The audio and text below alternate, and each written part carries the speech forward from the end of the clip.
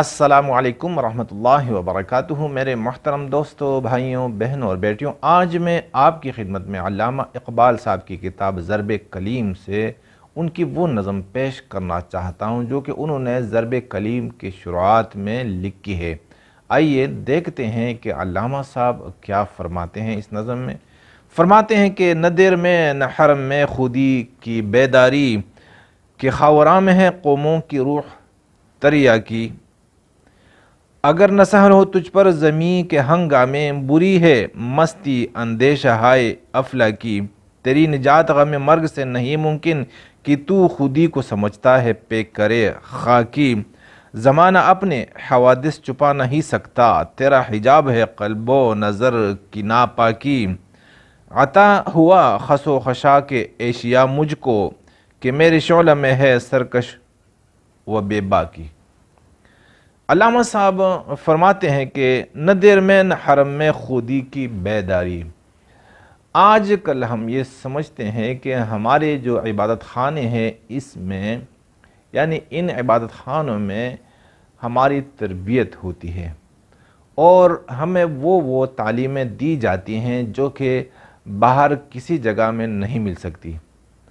علامہ صاحب نے اس تصور کی نفی فرمائی ہے اور سارے عبادت خانے جتنے بھی مذاہب ہیں سب کے عبادت خانوں کا یہ حال بیان فرمایا ہے کہ نہ دیر مندر اور غیر مسلموں کے جتنے بھی عبادت خانے ہوتے ہیں ان کو دیر کہا جاتا ہے، اور حرم جو ہماری مساجد ہیں اور ہمارا جو بیت اللہ ہے، کعبہ ہے، اس کی طرف بھی اشارہ ہے کہ نہ دیر میں نہ حرم میں خودی کی بیداری، کہ نہ دیر میں مندر میں اور گرجا میں، نہ مسجدوں میں، نہ کعبہ میں، نہ مسجد نبوی میں کوئی ایسی تعلیم دی جاتی ہے کہ انسان ان تعلیمات کی برکت سے اپنے آپ کو پہچان لے اور اس کے اندر جو خودی ہوتی ہے، یعنی اپنے آپ کو پہچاننے کی صفت، وہ بیدار ہو جائے۔ کہ خاوراں میں ہے قوموں کی روح تریا کی۔ خاوراں کہا جاتا ہے مشرق کو، یعنی مشرقی دنیا جو ہے اس کو خاوراں کہا جاتا ہے، کہ قوموں کی روح کی جو تریاکی ہے، یعنی ہماری روح ہیں، سارے انسانوں کی روح ہیں، وہ بیمار پڑ چکی ہیں، اور اس کا علاج کہاں پر ہے؟ وہ مشرقی دنیا میں ہے۔ مشرقی دنیا میں وہ علاج ہے، اور وہ علاج کون لے کر آئے ہیں؟ حکیم کون ہیں؟ طبیب کون ہیں؟ تو وہ ہیں ہمارے پیغمبر حضرت محمد صلی اللہ علیہ وآلہ وسلم، جن کے بعد کوئی نبی نہیں آئے گا قیامت تک، جو آخری نبی ہیں۔ میرے محترم دوستوں، بھائیوں، علامہ اقبال صاحب نے تعلیم نبوی کو سارے انسانوں کی روحوں کی بیماری کا علاج بتایا ہے۔ اگر نہ سہل ہو تجھ پر زمیں کے ہنگامے، بری ہے مستی اندیشہ ہے افلا کی۔ ہم زمین پر رہنے والے ہیں اور زمین پر بھی ہنگامے آیا کرتے ہیں۔ اگر زمین کی مشکلات کو ہم اپنے لیے آسان نہیں کر سکتے تو مرنے کے بعد جب ہماری دنیا افلاکی ہوگی، یعنی آسمانوں پر ہم رہیں گے، یہ سیارہ نہیں ہوگا، یہ زمین پر پھر ہم نہیں رہیں گے، تو علامہ صاحب نے فرمایا کہ جب ہم دنیا کی کسی مشکل کو آسان نہیں کر سکتے تو سوال ہی پیدا نہیں ہوتا کہ ہم مرنے کے بعد کی زندگی کی جتنی بھی منازل ہیں ان کو آسان کریں، کیونکہ یہاں پر ہمیں قدرت ہے کہ اپنی مشکلوں کو آسان کرے، اپنی مشکل کو آسان کرنے کے لیے سعی کرے، خود بھی محنت کرے اور دوسروں کو بھی محنت پر تیار کرے، دوسروں سے بھی مدد لیں اور خود بھی ہم آگے چلیں۔ لیکن جب دنیا میں کسی سے یہ نہیں ہو سکتا تو آخرت میں پھر وہ جنت کی امید نہ رکھے۔ تو اگر نہ سہل ہو تجھ پر زمیں کے ہنگامے، بری ہے مستی اندیشہ ہے افلا کی۔ مستی اندیشہ ہے افلا کی آسمانی خیالات کو کہا جاتا ہے۔ تو آسمانی خیالات، ہم جنت کے بارے میں سوچتے ہیں کہ جنت میں وہ ہوگا، یہ ہوگا، قیامت کے دن یہ ہوگا، وہ ہوگا، قبر میں یہ ہوگا، وہ ہوگا۔ میرے محترم دوستو بھائیوں، جس نے دنیا میں ناکام زندگی گزاری تو آخرت میں بھی وہ ایک ناکام ترین انسان ہوگا۔ علامہ صاحب ہمیں یہ بتا رہے ہیں، تیری نجات غم مرگ سے نہیں ممکن کہ تو خودی کو سمجھتا ہے پے کری خاکی۔ علامہ اقبال صاحب فرماتے ہیں کہ اے انسان، اے مسلمان، تیری جو نجات ہے یہ اس میں ممکن نہیں ہے کہ آپ غم مرگ سے مر جائیں گے۔ یعنی جب اتنی مشکلیں آن پڑی ہیں اور آپ کو ان مشکلات کا دکھ بھی ہے، غم بھی ہے، اور اس غم کی وجہ سے تو مر گیا تو کیا ہو گیا کہ تو نے نجات پا لی۔ علامہ صاحب کہتے ہیں کہ نہیں، اس طرح کی بات نہیں ہے، آگے جا کر بھی مر کے بھی چین نہ پایا تو کدھر جائیں گے والی بات ہو جائے گی۔ تو کہ تو خودی کو سمجھتا ہے پے کرے خاکی، تو خودی کو کیا سمجھتا ہے؟ ایک ظاہری سبب سمجھتا ہے۔ اس کو یہ جو جسم ہے، جو ساخت ہے ظاہری، اس کو یہی سمجھتا ہے کہ چلو بھائی میں تو ٹھیک ہوں، صحت مند ہوں، یہ ٹھیک ہے، وہ ٹھیک ہے۔ نہیں، انسان بظاہر یہ نظر آنے والی چیز نہیں ہے، اس کے اندر ایک اور انسان ہے، اور جسے خودی کہا جاتا ہے، اس خودی کو بیدار کرنا پڑے گا۔ زمانہ اپنے حوادث چھپا نہیں سکتا، تیرا حجاب ہے قلب و نظر کی ناپاکی۔ اب دیکھ لیجئے گا کہ دنیا میں دو قسم کے لوگ ہوا کرتے ہیں۔ ایک کو فتنے نظر آیا کرتے ہیں اور وہ فتنوں کی نشاندہی بھی کرتے رہتے ہیں کہ بھئی یہ بھی فتنہ، وہ بھی فتنہ، یہ بھی فتنہ، بھئی اس سے بچ کے رہیے گا۔ اور بہت سارے لوگ ہوتے ہیں کہ انہی فتنوں میں وہ ڈوب کے زندگی گزارتے ہیں۔ اب ان کو وہ فتنہ نظر نہیں آتا، اور کیونکہ ان کی آنکھیں نہیں ہیں، اور ان کے دل کی جو آنکھیں ہیں وہ کام نہیں کرتی۔ علامہ صاحب نے کیا فرمایا کہ زمانہ اپنے حوادث چھپا نہیں سکتا۔ یہ جو زمانہ ہے، اس میں جو بھی حادثات آتے ہیں، جو بھی حوادث آیا کرتے ہیں، یہ زمانہ اتنی عجیب چیز ہے کہ کوئی حادثہ نہیں چھپاتا۔ ہر کسی کے سامنے کوئی بھی حادثہ ہو، وہ اس کے حقائق پیش کرتا رہتا ہے، لیکن ہمیں کیوں نظر نہیں آتے یہ حادثات اور یہ حوادث؟ وجہ یہ ہے کہ تیرا حجاب ہے قلب و نظر کی ناپاکی۔ ہمارے دلوں کی جو آنکھیں ہیں، اس کی ناپاکی یہ ہمارے لیے حجاب ہے۔ اللہ نے قرآن میں فرمایا کہ ذالک الکتاب لا ریب فیہ ھدی للمتقین۔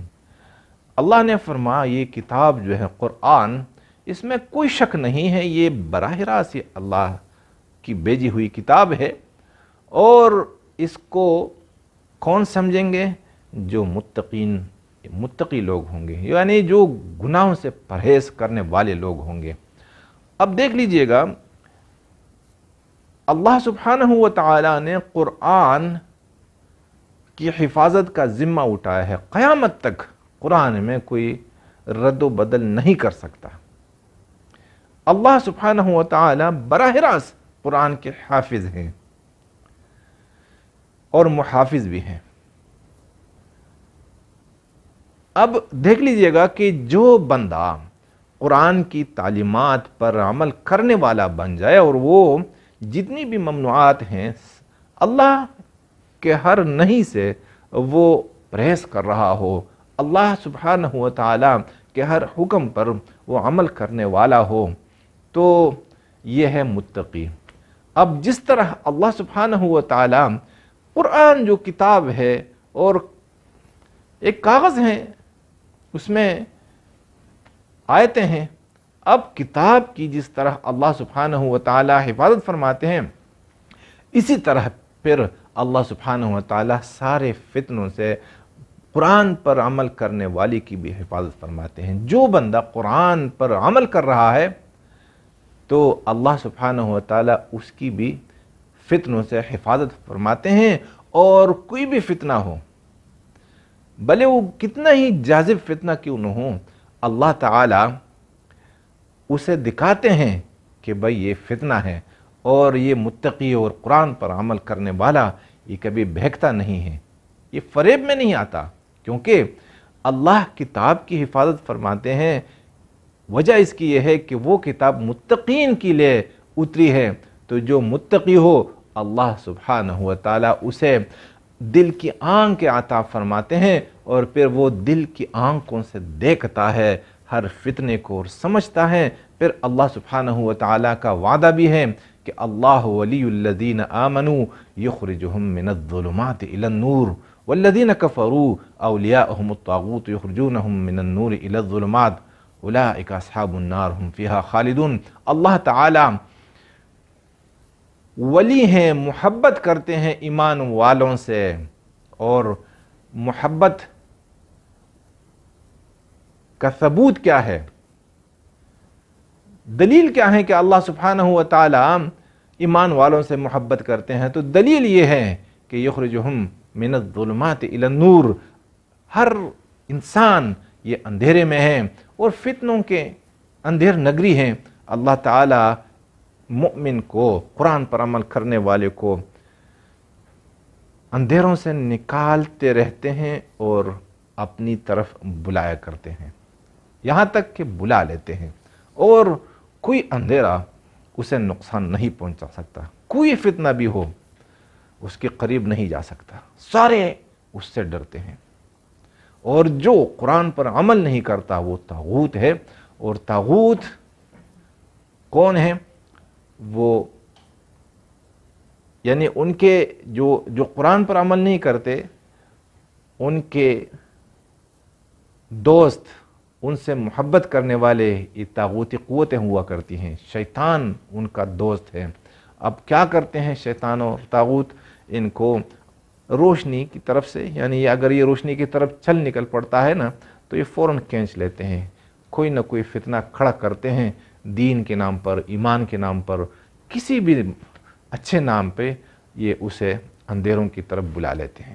تو میرے محترم دوستو بھائیوں، علامہ صاحب نے یہی بات فرمائی ہے کہ دیکھو زمانہ یہ کسی کا لحاظ نہیں کرتا، ہر کسی کو فتنے دکھایا کرتے ہیں، لیکن کون دیکھے گا اور کون سمجھے گا فتنوں سے، اور کون دور رہے گا فتنوں سے؟ جو قرآن پر عمل کرنے والا ہو، اور جس کی برکت سے اس کے دل کی آنکھیں بالکل بینا ہو، نابینا نہ ہو۔